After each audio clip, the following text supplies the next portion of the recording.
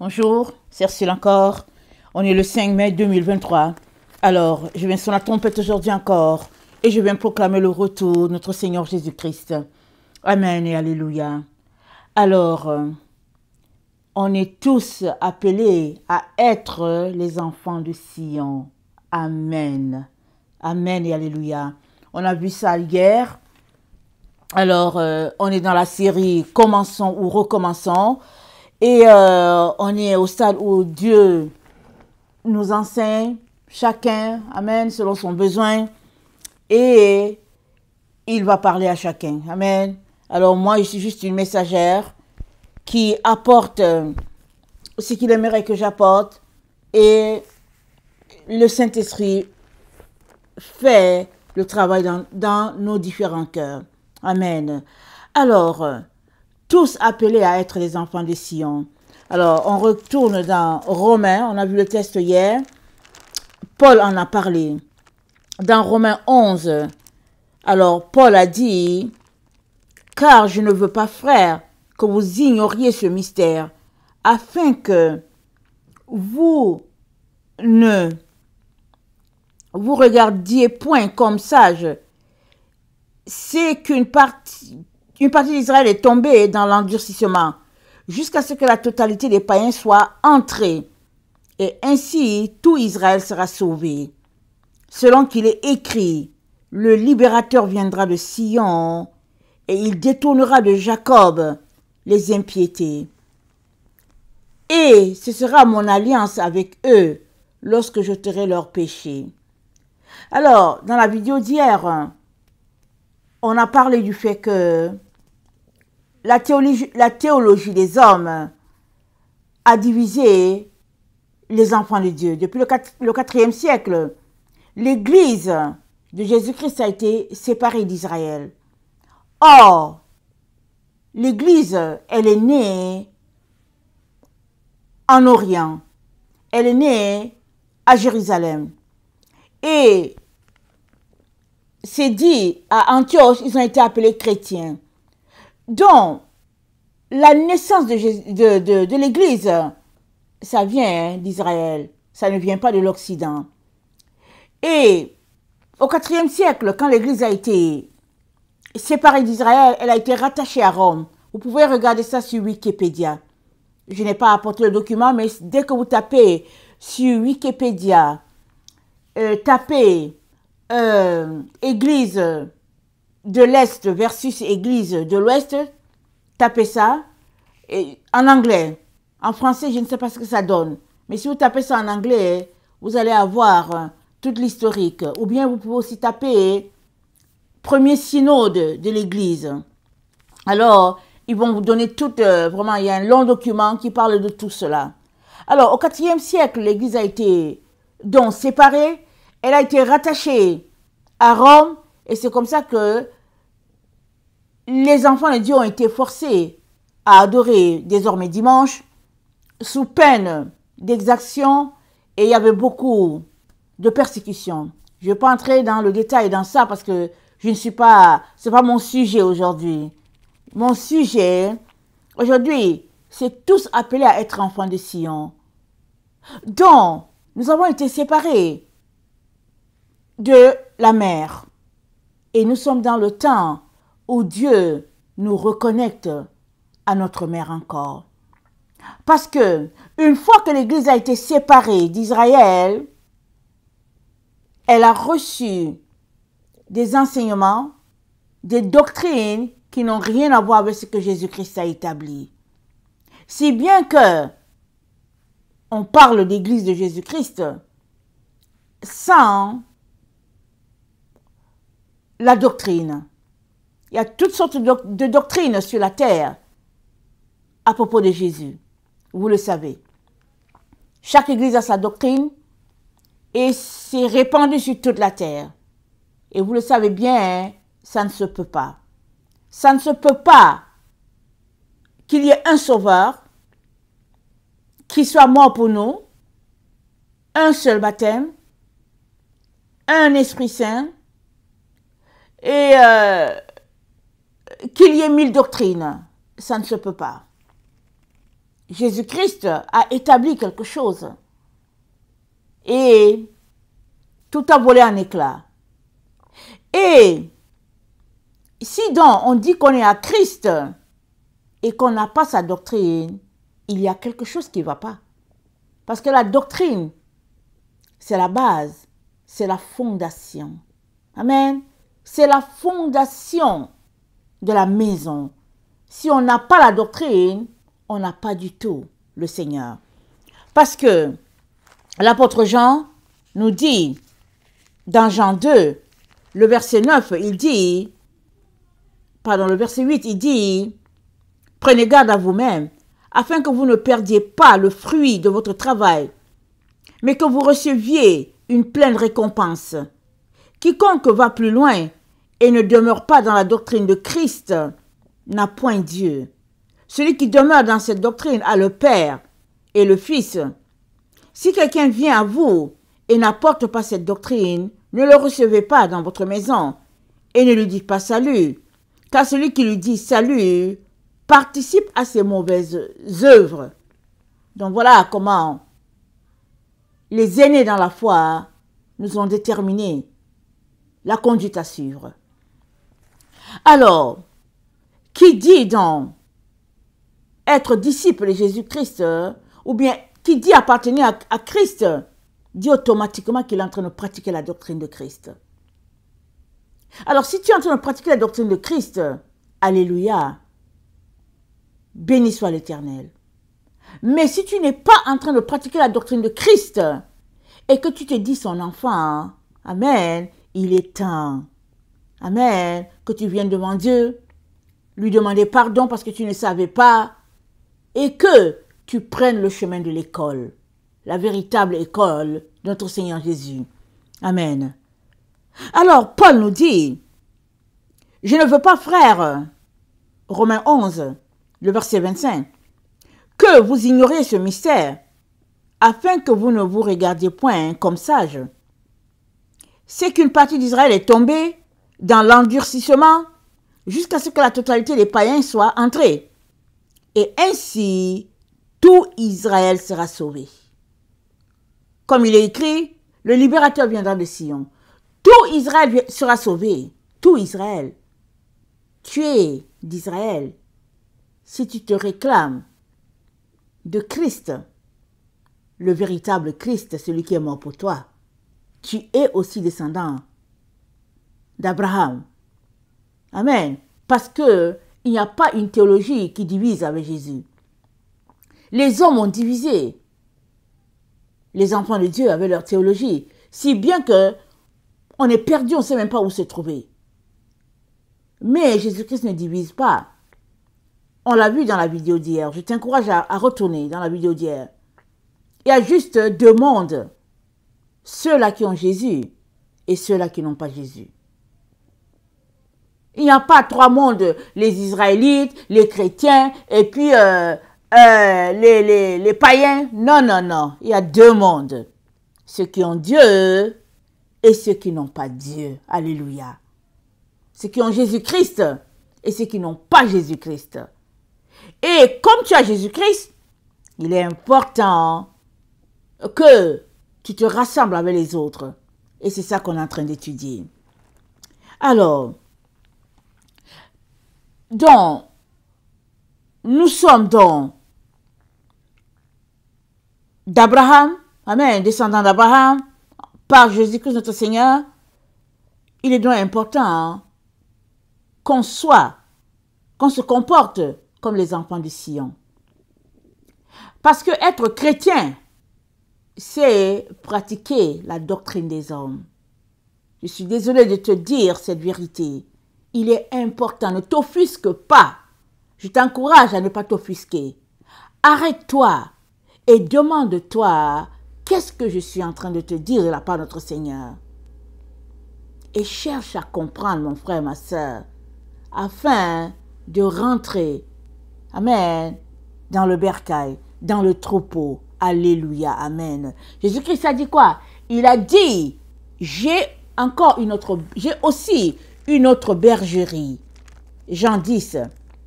Il dit, Jean 10, le verset 14. Je connais mes brebis, et elles me connaissent. Comme le Père me connaît, et comme je connais le Père, et je donne ma vie pour mes brebis. J'ai encore d'autres brebis qui ne sont pas de cette bergerie. Celles-là, il faut que je les amène. Elles entendront ma voix, et il y aura un seul troupeau, un seul berger. La bergerie dont Jésus-Christ parle, c'est nous autres, toi et moi. Amen. C'est de nous qu'il parle, parce qu'il savait que, à son départ, après que les disciples soient partis, il savait que le loup entrerait et détournerait ses enfants. Il le savait. Voilà pourquoi, quand les disciples lui ont demandé quand arrivera la fin, il a dit pour vous que vous ne soyez pas séduits. Alors, nous sommes de l'autre bergerie et Jésus-Christ est en train de nous rassembler. Alléluia. Alors, dans Zacharie 8, le verset 1 à 8, voilà ce que notre Dieu nous dit par la bouche de son prophète. La parole de l'Éternel des armées se révéla en ces mots. Ainsi parle l'Éternel des armées. Je suis ému pour Sion d'une grande jalousie, et je suis saisi pour elle d'une grande fureur. Ainsi parle l'Éternel. Je retourne à Sion, et je vais habiter au milieu de Jérusalem. Jérusalem sera appelée ville fidèle, et la montagne de l'Éternel des armées, montagne sainte. Alléluia. Ainsi parle l'Éternel des armées. Des vieillards et des femmes âgées s'assiront encore dans les rues de Jérusalem, chacun le bâton à la main, à cause du grand nombre de leurs jours. Les rues de la ville seront remplies de jeunes garçons et de jeunes filles jouant dans les rues. Ainsi parle l'Éternel des armées. Si la chose paraît étonnante aux yeux du reste de ce peuple en ces jours-là, sera-t-elle de même étonnante à mes yeux, dit l'Éternel des armées? Ainsi parle l'Éternel des armées. Voici, je délivre mon peuple du pays de l'Orient et du pays du soleil couchant. Je les ramènerai et ils habiteront au milieu de Jérusalem. Ils seront mon peuple et je serai leur Dieu avec vérité et droiture. Alléluia. Avec vérité et droiture. Parce que nous avons été égarés. Nous avons touché à toutes sortes de doctrines. Mais il suffit de s'arrêter sur tout ce qui se passe dans nos églises sur la terre. On va réaliser que on a été enseigné sur Laodicée. C'est Laodicée répandue sur toute la terre avec des noms différents. Sinon, c'est la doctrine de Laodicée qui est répandue. Or, Jésus-Christ a dit à Laodicée que je te vomirai. Nous ne voulons pas être vomis. Amen. Nous ne voulons pas être vomis. Il est donc très important qu'on puisse marcher selon les enfants de Sion, selon les règles que notre Dieu a établies en Sion. La montagne de l'Éternel se trouve en Sion. C'est là qu'il a décidé d'habiter. Et il habite dans Sion avec ses enfants. Il n'habite pas seul. Il habite avec ses enfants. Il a dit, ils seront mon peuple et je serai leur Dieu. J'habiterai au milieu d'eux. La même chose qu'il a dit à Moïse. Quand il a dit, bâtissez-moi un tabernacle, j'habiterai au milieu d'eux. C'est la même chose qu'il nous dit dans le temps dans lequel nous sommes. Parce que ça a toujours été un projet cher à Dieu. Habiter au milieu de ses enfants. Alors, ça a toujours été son projet. Il a placé Adam dans le jardin. L'ennemi est venu le détourner. Et Dieu a été patient. Et on est dans le temps où il bâtit à nouveau. On est en train de recommencer. Commencer ou recommencer. Amen. Donc, Dieu est en train de rassembler ses enfants. Il est donc important que toi et moi, on passe en revue notre foi. Amen. Important qu'on passe en revue notre foi. Alors, notre foi est-elle déterminée selon notre dénomination ou bien est-elle déterminée selon la parole de Dieu? Parce que Jésus-Christ a dit quoi? La foi vient de ce qu'on entend et ce qu'on entend vient de la parole de Dieu. Si toi et moi marchons selon la parole de Dieu, ça veut dire que nous sommes aussi en train de pratiquer la doctrine de Jésus. Parce que si tu dis que tu es avec Jésus et que tu ne pratiques pas sa doctrine, tu n'as pas la foi en Jésus. Amen. Tu n'as pas la foi en Jésus. Tu as la foi en un Jésus quelconque, mais tu n'as pas la foi dans le Jésus qui nous a sauvés. Le Jésus, le fils de Marie, tu n'as pas la foi en lui. Pour avoir la foi dans ce Jésus-Christ-là, il est très important que tu puisses marcher selon la doctrine de Jésus-Christ. Amen. Donc, je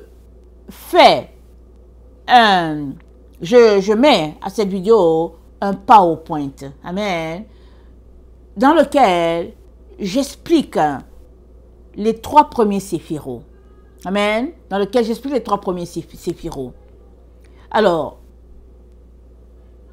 après cette vidéo, on va compléter, pardon, après notre PowerPoint, on va compléter l'appartenance ou bien le fait d'appartenir à Sion.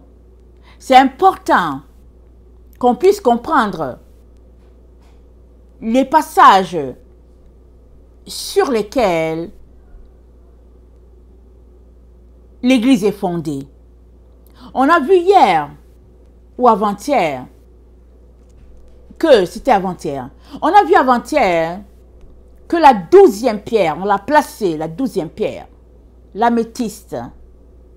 Et cette pierre-là, elle correspond à la famille d'Issachar, à c'est l'onction d'Issachar. Ok, la pierre se rapporte à Issachar, un des enfants de Jacob. Je ne sais plus si, je ne sais pas si c'était le 5e, je ne me rappelle plus l'ordre. Mais l'onction d'Issachar, c'est l'onction pour comprendre les Écritures, pour discerner les temps dans lesquels on est. Amen. Et ce n'est pas surprenant, n'est-ce pas, que Dieu ait placé cette pierre-là, la 12e pierre. Il y a 12 pierres. Mais la pierre qui est plus au fond, c'est l'améthyste. Cette pierre qui se rapporte à la famille d'Issachar, et cette pierre qui parle de compréhension, de discernement. Et qui parle de compréhension et de discernement, parle de sagesse. Chokma parle de compréhension d'intelligence, Bina. Voilà pourquoi j'ai voulu vous présenter les 3 séphirots. Amen. Afin que vous compreniez de quoi il est question quand Proverbe dit « et la sagesse et l'intelligence ». Amen. Donc, voilà ce que je voulais dire. Parce que souvent, on lit, on ne comprend pas ce que ça veut dire.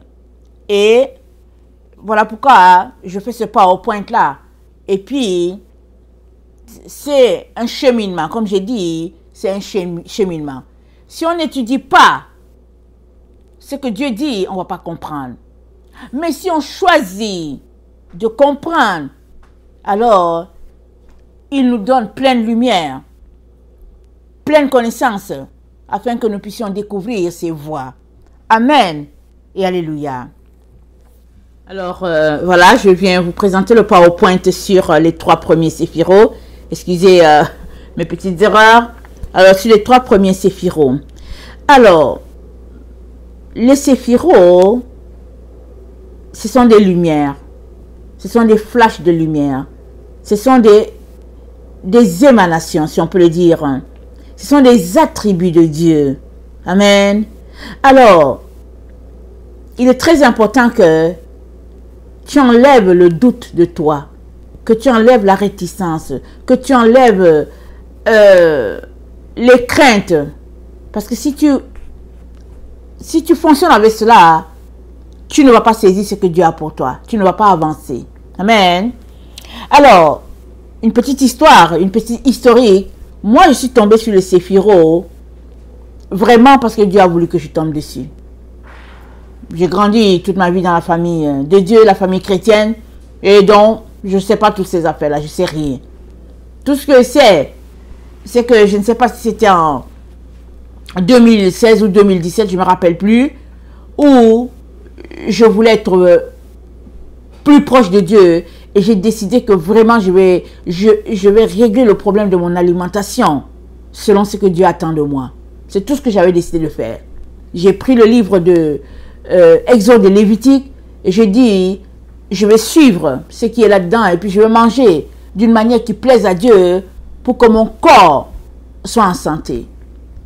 Alors un jour que j'étais en train de prier, j'ai commencé à entendre, je priais en langue, ok? Je priais en langue et puis j'entendais Tiferet, Tiferet. Tiferet, et c'était tellement redondant que je me suis dit, mais c'est quoi ce mot Tiferet? C'est quoi ça? Moi je ne sais pas c'est quoi. Alors, je suis allée sur internet pour taper Tiferet. Et Tiferet, j'ai vu que ça voulait dire la beauté, la gloire de Dieu. Et le Seigneur m'a dit, tu es au niveau de Tiferet. C'est ça qu'il m'a dit. J'ai dit, je suis au niveau de Tiferet. Vous savez, je n'avais même pas idée de tous les autres séphiros. Je n'avais pas idée. Je suis juste tombée sur le Tiferet. À partir de là, j'ai commencé à faire mes recherches pour savoir c'est quoi. Et j'ai vu l'arbre séphirotique. Et puis aussi, quand j'ai vu l'arbre séphirotique, je me suis rappelé que mes enfants à l'école, ils étudient quelque chose comme ça. Ok? Donc, je suis allée prendre le livre de mes enfants pour regarder, pour voir, pour mieux comprendre. Parce que vous savez, à l'école, c'est souvent plus détaillé. Pour mieux comprendre.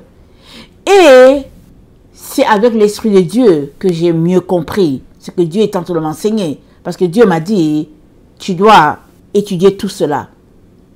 Il m'a dit, je suis là-dedans.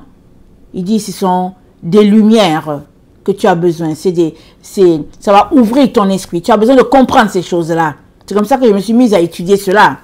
Et je vais vous dire, je n'ai pas encore fini d'étudier, parce qu'il y a des temps où j'étudie. Il y a des temps aussi où je n'étudie pas.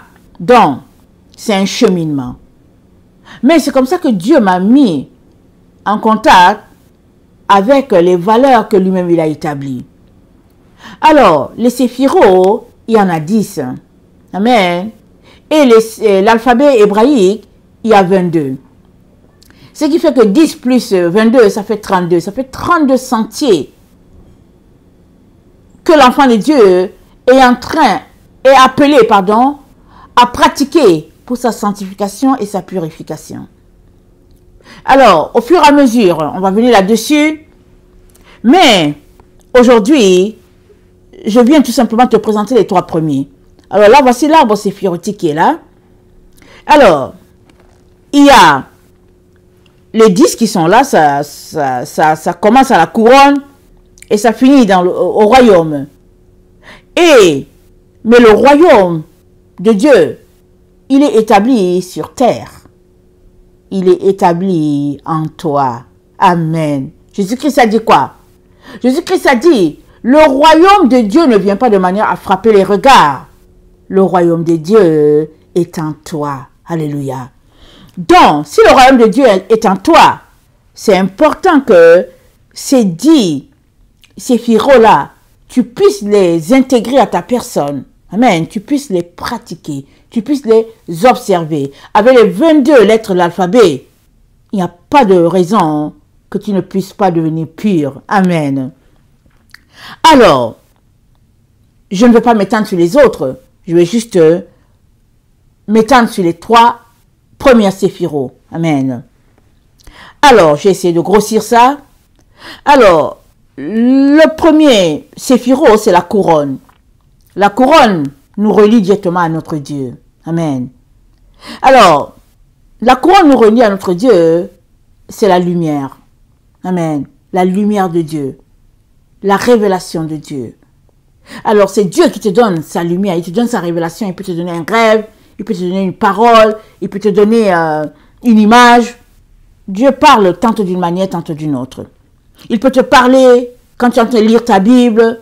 Tout cela, la couronne, elle nous relie directement à Dieu. C'est Dieu qui est la tête, c'est lui qui est la couronne, c'est lui qui est la gloire. Alors, Dieu se révèle à toi par sa sagesse. Donc, c'est ça qui est le chokmah, qui est ici, le point 2. Il te donne une révélation, c'est le point 2.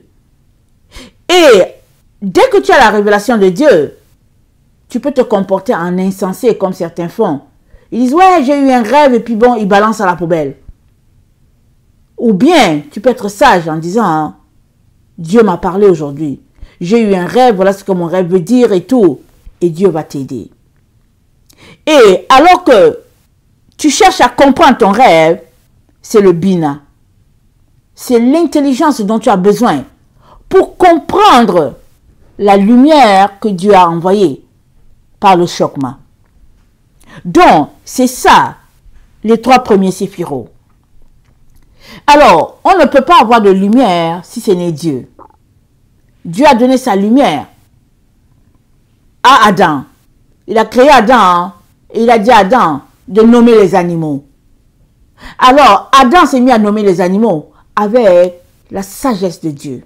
C'est par là qu'il a commencé. Parce que Dieu l'a associé à son œuvre. Amen. Alors, on va lire certains versets, n'est-ce pas? Et là, on va regarder bien nos 3 premiers séphirots.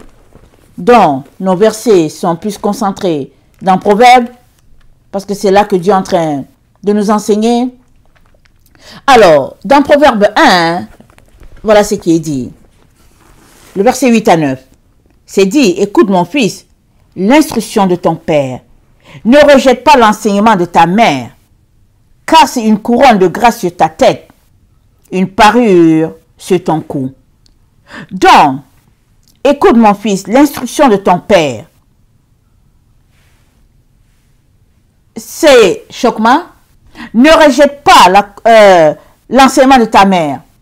C'est bina. Et c'est une couronne de grâce sur ta tête. La couronne, c'est le keter, la première, le numéro 1. Amen. Donc voilà, nous devons donc décider de nous séparer du monde. Amen, comme on vient de le voir. On a donné notre vie à Jésus, mais nous ne savons rien de la sagesse que Jésus-Christ a établie. On est enseigné selon la sagesse du monde, si il nous enseigne. Si on n'est pas enseigné, on ne sait rien. Souvent, on se retrouve à l'église, pendant 30 minutes, on nous donne un petit message, teinté des choses du monde, et puis on se retrouve souvent le mercredi, on prie pour les autres, au lieu de prier pour nous, et puis voilà dans quoi on est. Mais maintenant, notre Dieu veut nous amener plus loin. Alors c'est à chacun de décider de se séparer du monde. Parce que tu ne peux pas avoir un pied dans le monde et un pied avec Jésus. Non. Prends tes 2 pieds et mets-les avec Jésus. Ça, c'est une décision. Amen. Que tu dois prendre. Amen. Alors, nous sommes appelés à devenir enfants de Sion. Romains 11, le verset 25 à 26, Paul a dit, tout Israël sera sauvé. Donc, quiconque donne sa vie à Jésus, Jésus le fils de Marie, quiconque lui donne sa vie est enfant de Sion. Nous marchons donc selon Sion. Amen. Il est important que nous choisissions de respecter le sabbat. Parce qu'il y a un sabbat, il y a un jour de repos. Ce n'est pas dimanche, ce n'est pas mercredi, ce n'est pas jeudi. Samedi, le jour de repos, le sabbat. Et il est important de se débarrasser de notre volonté. Jésus-Christ a dit, si quelqu'un veut venir après moi, qu'il renonce à lui-même, qu'il se charge de sa croix et qu'il me suive. Tu ne peux pas marcher selon Jésus et en même temps appliquer ta volonté. Tu ne peux pas. Soit tu marches selon la volonté de Jésus, soit tu marches selon la tienne. Or, si tu as décidé de suivre Jésus, Jésus dit de laisser ta volonté et il veut t'amener plus loin. Amen. Et les enfants qui marchent selon Sion, les enfants de Sion, ils naissent tous les jours. Je m'explique. Chez les chrétiens, on nous a appris que quand on donne notre vie à Jésus, on est sauvé un jour, on est sauvé toujours. Mais ce n'est pas ça. On est sauvé aujourd'hui. On est sauvé tant et aussi longtemps qu'on marche dans l'intimité avec notre Seigneur. Mais si on pêche, amen, on met une séparation entre Dieu et nous. Et on reconnaît avec Dieu encore quand on vient demander pardon. Amen. Donc, la vie des enfants de Sion, c'est une vie de confession à tous les jours. Si tu pêches, tu viens demander pardon. Et tu reconnais ta relation avec Dieu. Suppose que tu te moques de quelqu'un. Ben, se moquer de quelqu'un, c'est un péché. Ne laisse pas passer en disant, oh, il n'y a rien là. Non. Tu dois venir devant Dieu pour dire, Seigneur, j'ai péché. Je me suis moqué de X et Y. Pardonne-moi et aide-moi à ne pas recommencer. Et tout de suite, tu reprends ta relation avec Dieu. Les enfants de Sion, ils marchent selon la parole de Dieu. Ils ne marchent pas selon Hollywood, selon la télévision, les journalistes. Non, on marche selon ce que la parole de Dieu dit. Tu ne peux pas marcher selon la parole de Dieu et en même temps t'asseoir devant la télévision pour regarder des émissions et tout. Tu ne peux pas. Parce que la télévision, ça te nourrit des ténèbres. Et Jésus-Christ te nourrit de lumière.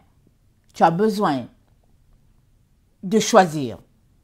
Amen. Et Jésus-Christ t'encourage à choisir de venir à ses pieds. Amen. Lire ta Bible, être enseigné. Alors, il est important de ne pas juste passer ta vie à penser à toi. Il faut penser aux gens dans le besoin. Jacques dit, la religion saine, sans tâche, consiste à visiter les malades, à aider les veuves, les orphelins, à partager ce que tu as avec ceux qui sont dans le besoin. Vous savez qu'on passe notre temps à accumuler, surtout si on est en Occident. C'est incroyable comment on accumule. On se demande bien qu'est-ce qu'on fait avec les choses. on accumule à ne pas en finir. Mais si tu apprends à partager avec les autres, tu verras que tes besoins seront comblés, les autres aussi, leurs besoins seront comblés. Tu ne manqueras de rien, les autres aussi ne manqueront de rien. Alléluia.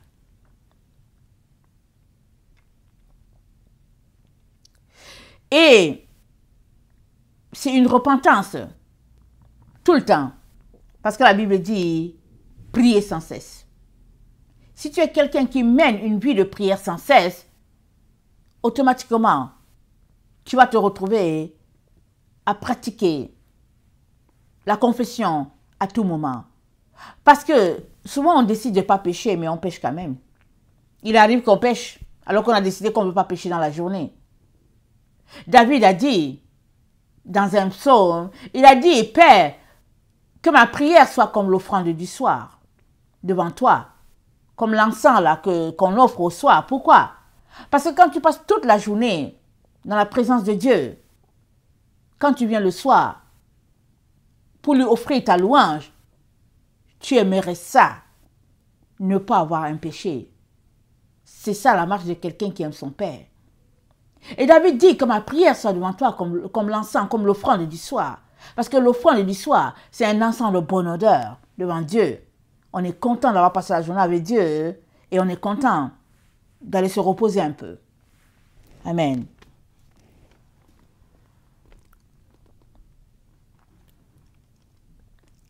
Alors,